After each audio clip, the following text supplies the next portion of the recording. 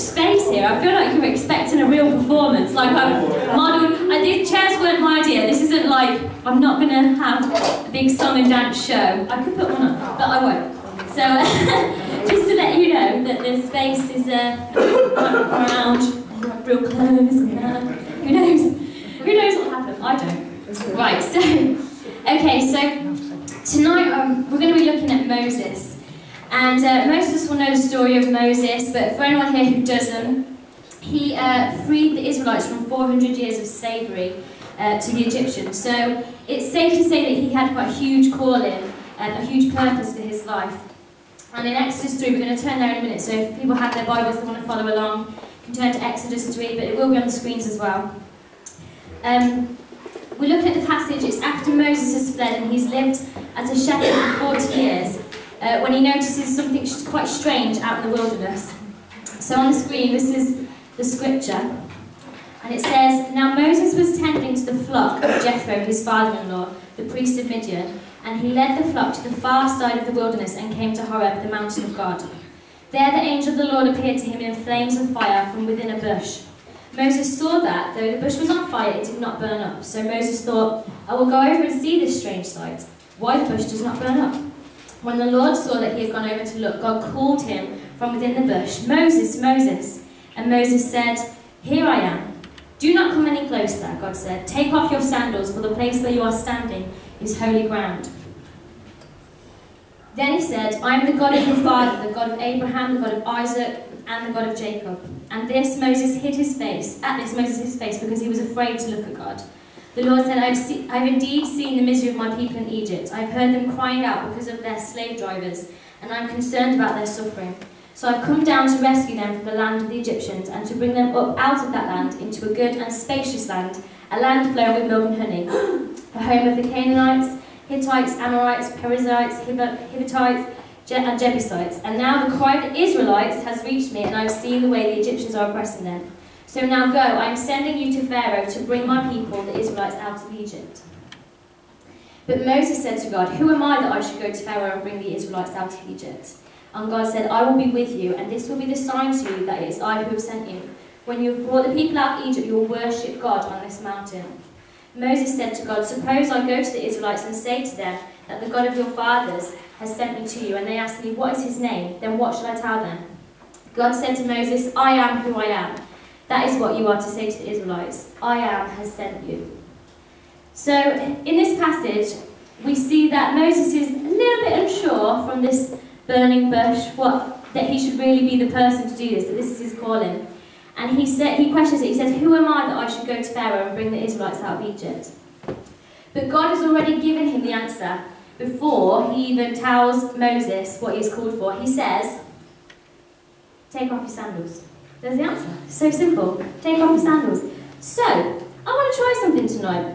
If everyone can right now take off their shoes, take off your shoes.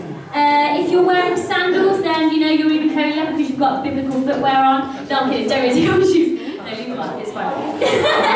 Some people are like, yes, I can be free. No, keep them on. So, you know, there's a reason here. God doesn't make us take off our shoes as we enter into church or anything like that. And he doesn't have like an aversion to Israelites are wearing sandals. It's just, we can often take this at face value and just what it says in verse 5 where it says, Take off your sandals, for the place where you are standing is holy ground. And you know, it's a sign of respect that when Moses steps before God, he's taking his shoes off, a sign of respect to show that, you know, he honours God. But we also need to look at what those sandals actually represent. So, I went into my garage, I've done some digging around, I found the Israel box in the back, and I've actually found Moses' actual sandals. So, you know, they're in remarkably good condition for being 5,000 years old, and quite advanced actually with Velcro. There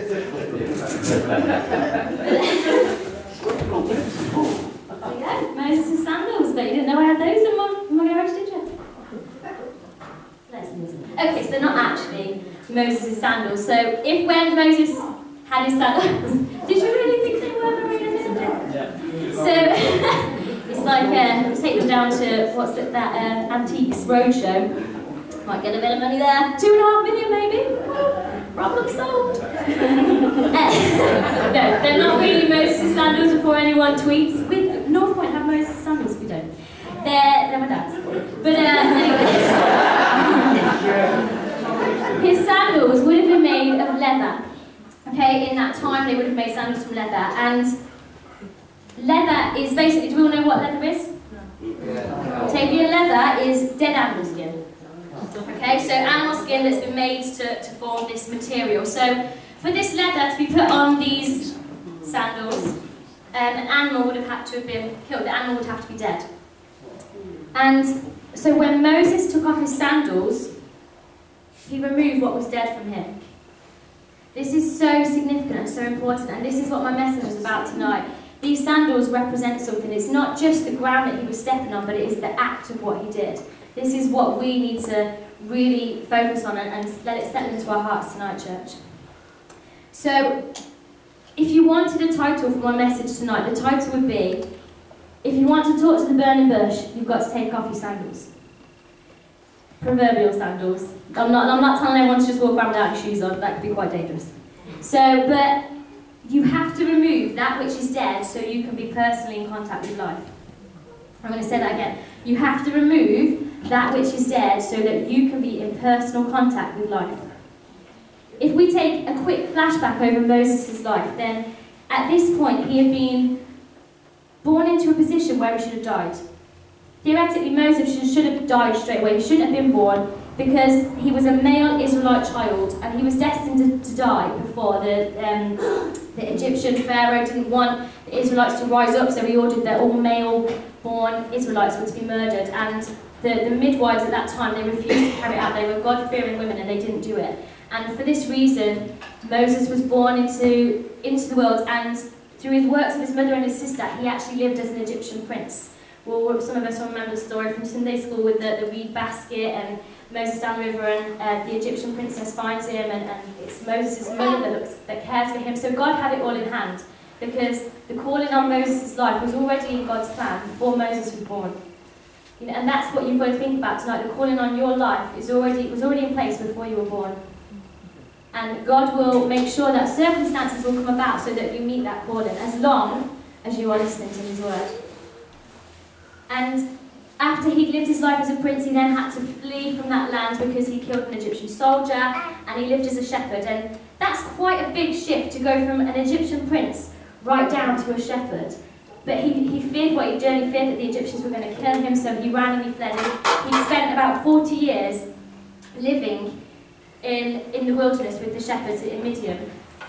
And that's quite a lot for someone to carry on their heart, that he's called forth to approach God, but he's been a shepherd for 40 years. Who am I? Who am I, God, to do this? I'm a shepherd. But God says to him, he says, take off your sandals. He says, take off that which is dead. Take off the things of your past. Take off that murder. Take off that life as a shepherd, those 40 years when you think you're lowly, and step before me onto this holy ground. And many of us, we carry around dead weights that we can't let go. And those leather sandals, they need to be removed, and it can just represent so many different things. Get rid of that bitterness you harboured, it's dead. Get rid of those grievances you have with that person, it's dead. Get rid of that habit you've held on for so long, it's dead. Get rid of that relationship, that friendship, it's holding you back from your promise. Get rid of the dead works that are keeping you back from moving forward. Take off those sandals that are representing the dead things in your life that are keeping you back. And by doing so, you are acknowledging that dead works are of no value, and you are standing in front of somebody who is capable of saying something to you that will transform your very existence. When Moses took that step, he wasn't just moving forward, he was moving into something above and beyond anything he could have ever dreamed his life would become. He was stepping forward into the promise of God, and he was acknowledging that I am nothing but you are everything. And this isn't the only time in the Bible that we see God ask somebody to take off their sandals.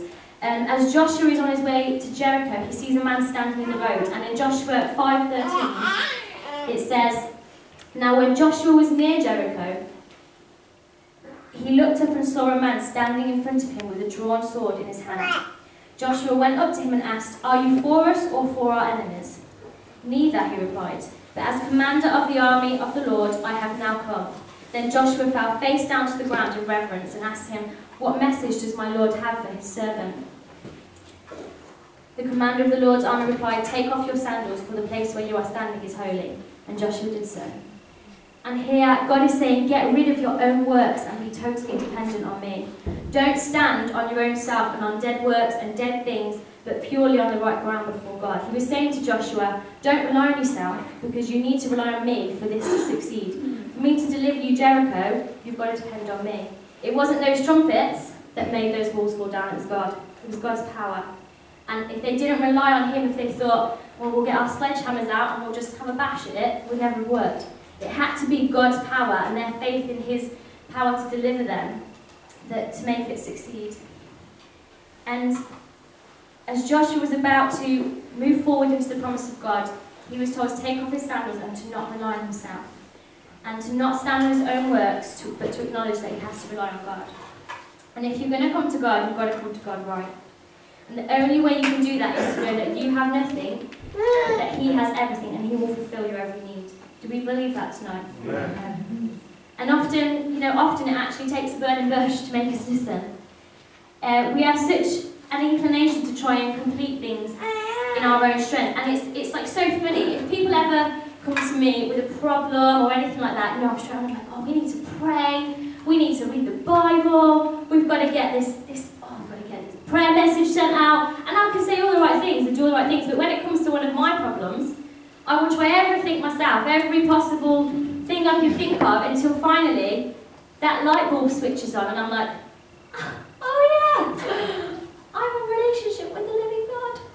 Oh, maybe that should be my way forward. It's not even conscious. Like, I know that God is bigger than everything, but I'm just so reliant on myself that everything I do, I just try and move forward on my own strength and forget that if I pray, if I give it over to God, if I give him my anxieties and my burdens, he will lighten my load. It's just so easy for us to get into that natural and forget that in our walk, in our Christian life, that we have a power that's beyond us, a power that's bigger than anything else that lives within us and that will solve our problems. The battle is won. Death has been defeated. There is no other fight on earth that hasn't been won. But we have to believe that God has that battle in hand and God will fight our wars for us and give us the strength we need to move through them. Amen. God will bring about the circumstances to make you listen. And we've got to remember that anything that is of God has to be stimulated by him. We can't stimulate things ourselves, so we have to make every endeavour to be right before him and to approach him, and to come in that right way, we've got to take off our sandals. You can't carry around the dead weights of the past. The dead weight of your own judgment on things. The future is just that's the future. Nobody knows what it holds except God. And yet sometimes we're the people that we think that we know better than God. We're not turn around saying, actually, I think you better do it this way, but we just, in our hearts, just think, oh, it's never going to happen. That will never work. But how do you know?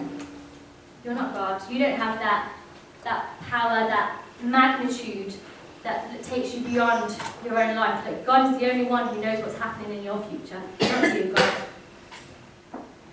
And Kevin Pimblock was here a few minutes ago, and what he said to us as a church is he said, what we're doing now isn't good enough for our future and we need to step it up. Does anyone remember that message? Is anyone here? He said, what you're doing right now is good, but it's not good enough for what your future holds.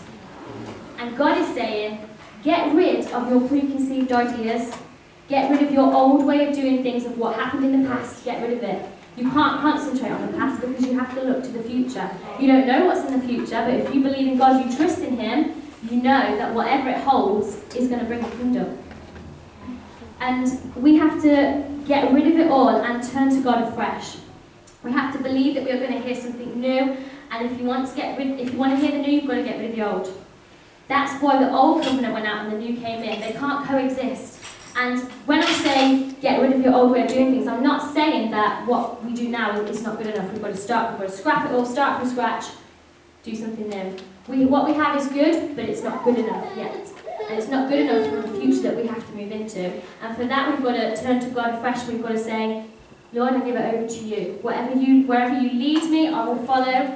Whatever you're bringing in, I will face in your strength. And God will honour that. You know, He's waiting for us. He's waiting for us to take off our sandals. He's saying, there's the holy ground. There you are. Woo-hoo. Take them off. You know, get rid of those dead things. If you're harbouring bitterness, if you're harbouring, I hope it's Jesus. Jesus is fine. But, you know, if it's... if we want to move into our future, we have to let go of the past. We've got to let go of ideas that we think are going to be in our own plans, and we've got to trust in God, believe in Him. Think of the prophecy over our future as a church, the prophecy that was made by Claire Ferris, and I really think some people need reminding of it. Some people need reminding that the God who supplied that promise to us is the same God who told Moses He will free the Israelites, and He's the same God that told Joshua those walls will fall down. We're so quick to forget. You know, we believe wholeheartedly in the Word of God, and we will happily tell people about it, but we won't so happily believe that He will do those promises for us. And you know, our theme is back to the future, and the future is bright. Yeah. Cheesy punchline there. The future is bright, and the future is bright because we are trusting in God. Amen. But if you are holding on to that past, if you are clinging on to your sandals for dear life, then that future isn't getting you anywhere. You can't move forward. You've got to think on the promises of God and trust in Him and let go. I could burst into song right now from my new favourite Disney movie. I could. I might. Save it. Do it. Let it go. Take those sandals off your feet right now. Oh no, that's not how it goes. I recommend Frozen. I haven't really it in. I've got the DVD if anyone wants it. That's not to do with my message. But you know, you've got to let things go. You've got to let go of the past. You can't hold on to things, because when you harbour things, it only affects yourself. It only brings you down. It only holds you back. And those sandals are getting tighter and tighter unless you let things go. You believe in God and you acknowledge that you are nothing and He is everything. You pray the promise. This is what, I obviously consulted Grandad Cana on this, as usual. And he said to me, you pray the promise, but it's not actually the promise, it's the person who gave it to you. And I had to think about that and think, yeah, that's so true. When someone makes you a promise, you have to trust that they will fulfill that promise. You can't do anything about it. If I said to Tavian, promise I'll pay you that £10 back, he can't do anything about it. I've got to fulfill that promise. So you have to trust in the person who made you that promise, and who better to trust in than God on the promises that He supplies us. And they're nothing in themselves, but we believe that our God is one who will do what He says. He will fulfill those. And when He says, when I approach Him in the right manner, you know, it's going to happen. Things are going to move. You're going to see big changes once you get rid of those sandals. Get rid of your old system, your old way of living, and come to me with fresh eyes and vision. And He's not saying to us, you better think up that vision. He's got one ready. He's got a purpose for every one of our lives. He's got a purpose for us collectively as a church. He has a purpose for Coventry. He has a purpose for England, a purpose for the United Kingdom. Yeah, that one as well. He has a purpose for everything, and yet we don't trust it. We're so quick to just wait on things and say, oh, it's not going to happen. 2.5 million. No, we're never going to raise that. Says who? He said it will happen. He said we're going to have a modern building. He said we're going to have glass walls, open 24 hours, 7 days a week, a cafe, a daycare centre. Yes. Do you believe it? Because he believed it. And I'm quite inclined to believe him. You know, he kind of made everything. If he can make the world, I'm pretty sure he can make a building if Bowel Green happened. Yeah. Amen? Yeah. So, we need to be active and not passive. We need to be expectant of God, and He will show us the way. He will show us the path. He will lead us in the right direction when we come before Him in the right manner. If you want to walk on the water, you've got to step out of the boat. You can't swim wearing sandals. Hashtag just saying. Okay? Flippers yes, sandals no. It's coming before Him, taking off your shoes, taking off your proverbial shoes, getting rid of those dead things in your life is a total understanding of who you have come before. It's an acknowledgement that God is God, and when we do things, how He guides us, it won't fail to work because of who He is. He has supplied that promise. He's made that promise to us. It cannot fail. It cannot fail. He is the living God. I'm closing now, and I'd just like everyone to just close their eyes. And I'm not going to ask people to stand. I just want people to just close their eyes and really just focus on yourself. And I just want to say, church, we are at a point in our journey where we are approaching the burning bush.